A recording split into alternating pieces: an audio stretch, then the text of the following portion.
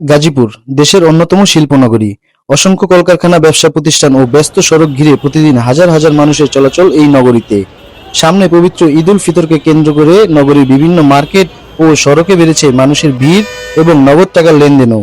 আর এই সুযোগে সক্রিয় হয়ে উঠেছে ছিনতাইকারী চক্র, এমন অভিযোগ করছেন স্থানীয়রা। বিশেষ করে সন্ধ্যার পর থেকে গভীর রাত পর্যন্ত নগরীর কিছু নির্জন সড়ক ও অলিতে গলিতে চলাচলের সময় আতঙ্কে থাকতে হচ্ছে পথচারীদের। ঈদের কেনাকাটা শেষে নগদ টাকা ও মূল্যবান জিনিসপত্র নিয়ে বাসায় ফেরার সময় ছিনতাইকারীর সংখ্যা বেশি থাকে বলে জানিয়েছেন অনেকেই।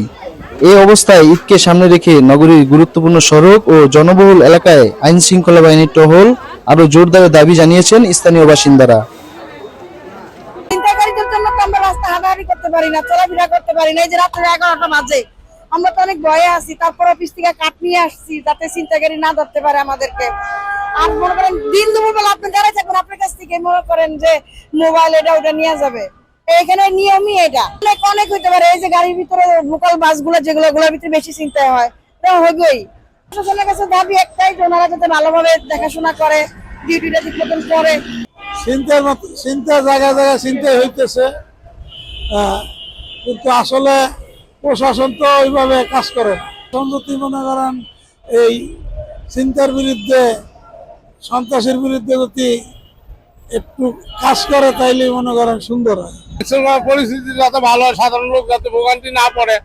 ঈদ মাইতে সবাই তো একটা কর্মজীবী মানুষ যারা আছে তাদের তো এই মুহূর্তে বিপদ হওয়াটা মানে অনেক কিছু, যাতে আমরা শান্তভাবে চলতে পারি, থাকতে পারি, এই আমরা চাই। শাসন আমাদের সহযোগিতা করে বা চিন্তাইকারী তাদের তো অবশ্যই তারা চিনে, যেখানে চিন্তাই হয় এরা অবশ্যই চিনে।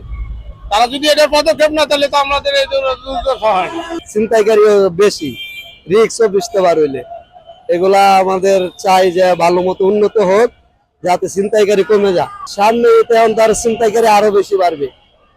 এখন তো টাকা পয়সা, মানুষের নিরাপত্তা নাই। টাকা পয়সা 10 টাকা নিয়ে আসলে তাও নিয়ে যাবে, ফোন নিয়ে আসা যায় না, বাটন ফোন থাকলেও নিয়ে যা।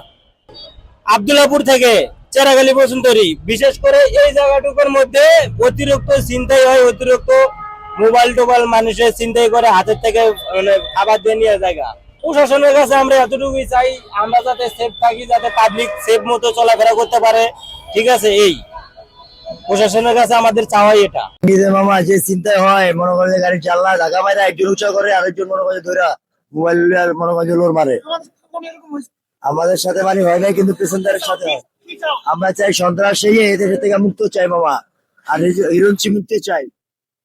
আমাদের তো রুটিন কিছু দিনে এবং রাতে বিভিন্ন রাস্তাঘাটে চেকপোস্ট থেকে শুরু করে petrol party, mobile party, picket party, বিভিন্ন ক্যাটাগরির পার্টি থাকে। আর ঈদ উপলক্ষে যানজট নিরসন, ফুটপাত উচ্ছেদ, আর কিছু বাড়তি কিছু ইয়ে থাকে যে ছিনতাই, চুরি বা রাহাজানি, এগুলো ঠেকানোর একটা আমাদের কাজ থাকে আর কি। হ্যাঁ, তো ওইটা আমাদের বাড়তে থাকে। ওই প্রোগ্রামটা আমাদের অলরেডি আলাদা একটা প্রোগ্রাম অনুযায়ী শুরু হয়ে গেছে। হ্যাঁ, শুরু হয়ে গেছে। আমরা প্রায় 400-র মতো ইয়ে থেকে, মেট্রো এলাকায় 400-র মতো বাড়তি ফোর্স পাচ্ছি অস্থায়ী ভিত্তিতে বিভিন্ন ইউনিট থেকে। পুলিশ সেক্টরের মাধ্যমে আমরা বাড়তি ফোর্স পাচ্ছি, এই প্রায় আনুমানিক 400-র মতো। এই 400 ফোর্স এই আমাদের এই বাড়তি যে ডিউটিটা হবে সেটা মোতায়েন করা হবে।